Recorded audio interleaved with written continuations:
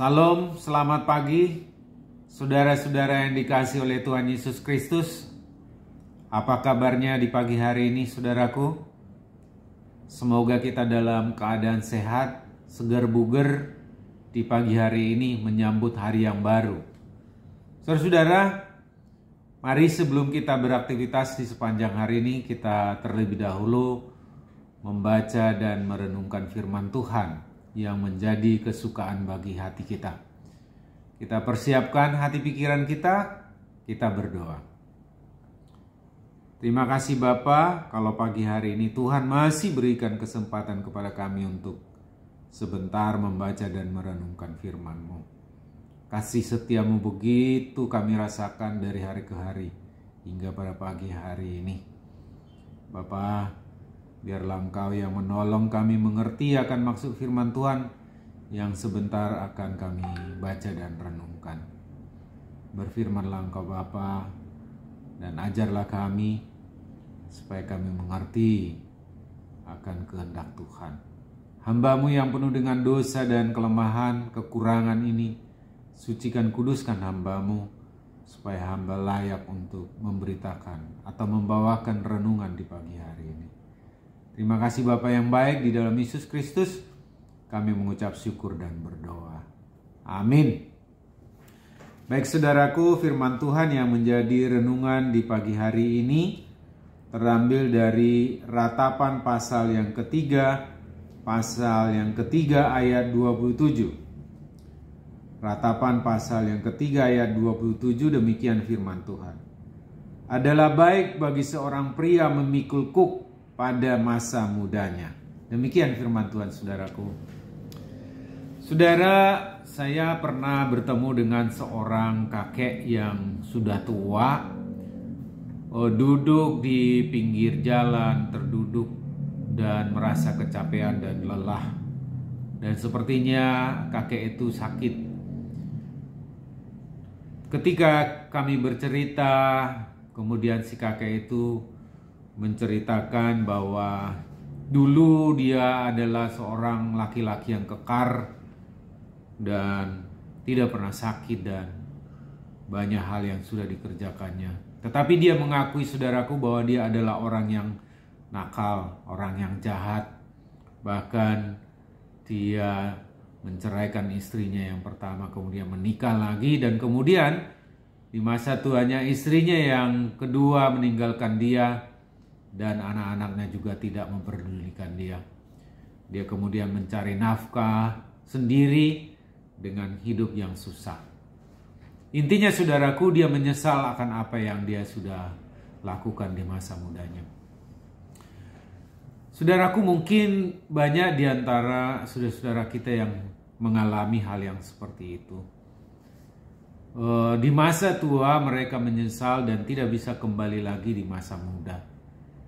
Nah, saudaraku, jangan kiranya kita seperti itu, menyesal atas apa yang sudah kita lakukan. Ada juga orang menyesal karena dia sulit mendapatkan pekerjaan.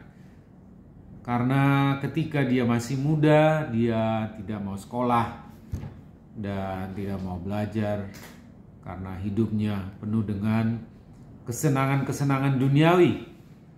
Dan ketika dia sudah mulai tua, dia akan sulit mencari pekerjaan dan sulit juga untuk hidup di masa-masa tuanya.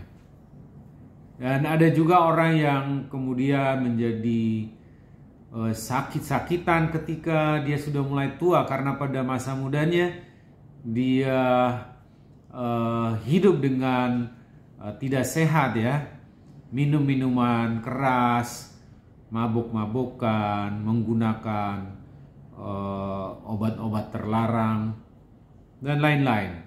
Dan ada juga yang hidupnya sangat bebas dengan kehidupan seksual atau kawin-mawin, sehingga di masa tuanya mereka menjadi sakit dan mengalami banyak penderitaan. Dan banyak lagi orang-orang yang sudah tua menyesali kehidupan mereka di masa muda. Tapi saudaraku, ketika ada penyesalan seperti itu adalah satu kesempatan untuk bertobat sebenarnya. Karena masih banyak juga orang yang setelah tua mereka tidak menyadari bahwa mereka sudah melakukan hal-hal yang tidak baik di masa mudanya, sehingga mereka tidak memiliki kesempatan untuk bertobat. Tetapi saudaraku, mari ketika kita sudah mulai merasakan ada hal-hal yang tidak baik, ada penderitaan-penderitaan yang kita alami, bisa saja saudaraku itu adalah sesuatu yang sudah diberikan Tuhan, artinya direncanakan Tuhan supaya mengingatkan kita, supaya kita tidak melakukan hal-hal yang tidak baik di masa-masa muda kita, dan tidak kita lanjutkan untuk selanjutnya, supaya kita bisa kembali kepada kehidupan yang baik. Nah saudaraku, firman Tuhan ini dituliskan oleh peratap, yaitu Yeremia, ketika bangsa Israel itu mengalami penderitaan di pembuangan Babel. Nah, mereka diperbudak, kerja keras, bahkan ada yang jatuh miskin pada umumnya. Oleh karena itu Yeremia meratap, merenung dan mengatakan, adalah baik bagi seorang pria memikul kuk pada masa mudanya. Karena apa? Karena bangsa Israel itu dengan kekuatan mereka, dengan kegagahan mereka, di masa-masa yang lalu mereka melakukan hal-hal yang tidak Tuhan kehendaki. Mereka hidup dengan bebas, menyembah berhala, menipu, dan lain sebagainya, dosa-dosa yang mereka lakukan. Dan ketika mereka ada di dalam pembuangan, mereka baru merasakan betapa menderitanya mereka di pembuangan. Oleh karena apa? Karena masa muda mereka tidak mereka pergunakan sesuai dengan kehendak Tuhan. Kuk adalah peraturan, kuk adalah disiplin dari Allah yang harusnya kita pakai. Nah, karena kuk itu akan membuat kita hidup lebih baik dan teratur. Nah, bukan kuk yang memberatkan, tetapi kuk yang bisa mengatur kita untuk berjalan atau bergerak sesuai dengan kehendak Tuhan. Sama seperti petani yang menggunakan sapi, di mana di pundak sapi itu dibebankan kuk, bukan menjadi beban pada sapi itu, tetapi itu menjadi sesuatu yang bisa mengarahkan sapi itu untuk bergerak sesuai dengan si petani tadi. Oleh karena itu teman-teman, saudara-saudara sekalian, kuk adalah aturan di mana Tuhan yang menjadi pengendali di dalam kehidupan kita. Dan itu pertanda bahwa kita adalah hamba Allah, tetapi hamba yang Tuhan pelihara untuk kehidupan kita yang lebih baik.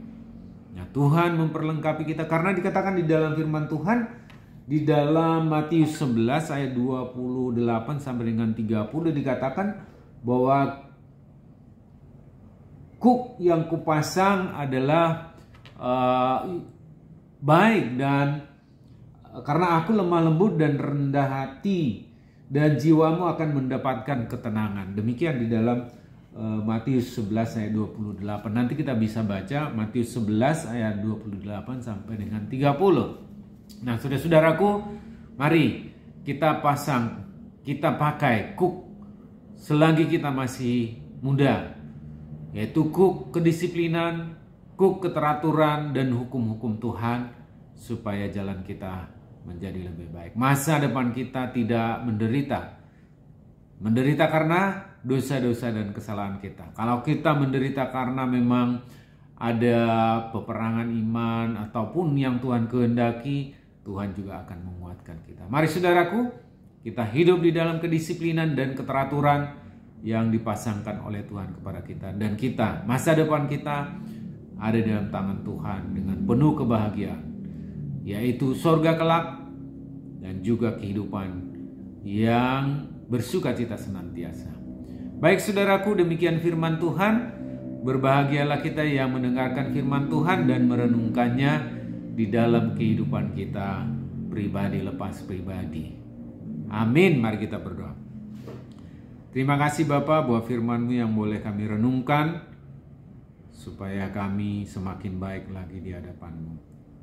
Biarlah Tuhan kami boleh menyadari bahwa kuk yang Tuhan pasangkan kepada kami, kuk kedisiplinan, peraturan, dan hukum-hukum Tuhan, bukan membuat kami menjadi susah, tetapi membuat kami menjadi lebih baik dan teratur. Dan masa depan kami akan menjadi lebih baik bersama dengan Engkau. Ampuni kami Bapa apabila selama ini kami tidak disiplin di masa muda kami, tidak mengikuti kehendak-Mu di masa muda kami. Bapa, ampuni kami, dan biarlah pada pagi hari ini kami boleh memulai kehidupan kami dengan senantiasa bersandar kepadamu dan dengar-dengaran dengan Engkau dan mengikuti perintah-perintah-Mu. Terima kasih Bapa yang baik. Di sepanjang hari ini kami serahkan tubuh roh jiwa kami ke dalam tangan pengasihan-Mu. Terpujilah nama-Mu Bapa, di dalam Yesus Kristus Tuhan dan Juru Selamat kami mengucap syukur dan berdoa. Amin. Baik saudaraku, demikian renungan kita di pagi hari ini. Selamat beraktivitas, Tuhan Yesus memberkati. Horas.